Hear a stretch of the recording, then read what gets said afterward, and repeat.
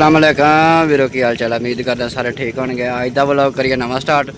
थोड़े सारे का वेलकम वैशी मंडी वाला पाकिस्तान के व्लॉग। खरीदो फरोख्त तो माशाल्लाह रूई तो हुई है। देख सकते हैं 2-4 जानवर जो बाहर खड़े हैं यही रह गया, बकाया हो गया सेल। तो बहुत ही प्यारी मझां का थोड़ा शौक करवा रहे हैं। वीडियो मेरे साथ जुड़े रहना। वीडियो पसंद है लाइक चैनल सब्सक्राइब लाजमी करना। माशाल्लाह रावी का ब्रांड मझ चेक करो माशाल्लाह। भाईया ने कितने पैसे माई दे? 10 लाख रुपये माशाल्लाह जी। चेक करो भाई कमर पदरू तो डरे तो मौजूद है। चेक करो जनाब 10 लाख रुपया डिमांड है माशाल्लाह। देख सकते हैं खुदा पुठा ब्रेक पोचर हवाना चेक करो माशाल्लाह जी। क्या ही बात है। अल्लाह नज़र बात बचाए। बहुत अलग किस्म की मझ चेक करो जनाब। मुठ भर थान माशाल्लाह। क्या ही बात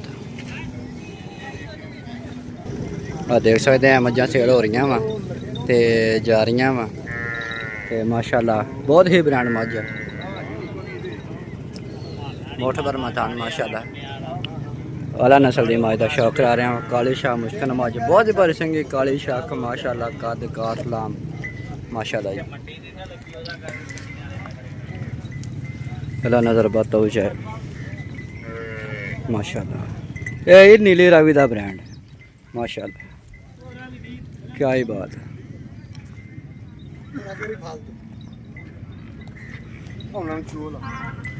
हवा ना चेक कर माशाल्लाह। बहुत ही प्यारी मझ माशाल्लाह। क्या ही बात है। 10 लाख रुपये डिमांड भाई जाने की।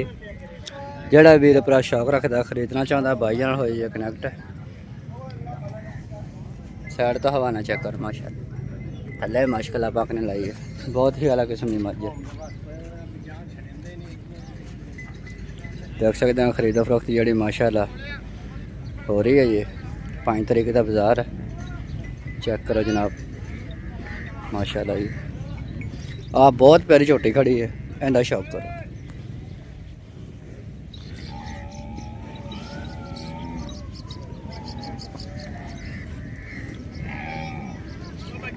वीडियो पसंद आए लाइक चैनल सब्सक्राइब लाजमी करना। चेक करो जनाब। अगर मेरा वीर भरा मझ जी चेक कराई काली शाह मुश्किल तो खरीदना चाहता सानू कमेंट के बता सकता वा। तो मिलते हैं नेक्स्ट वीडियो में। अल्लाह हाफिज़।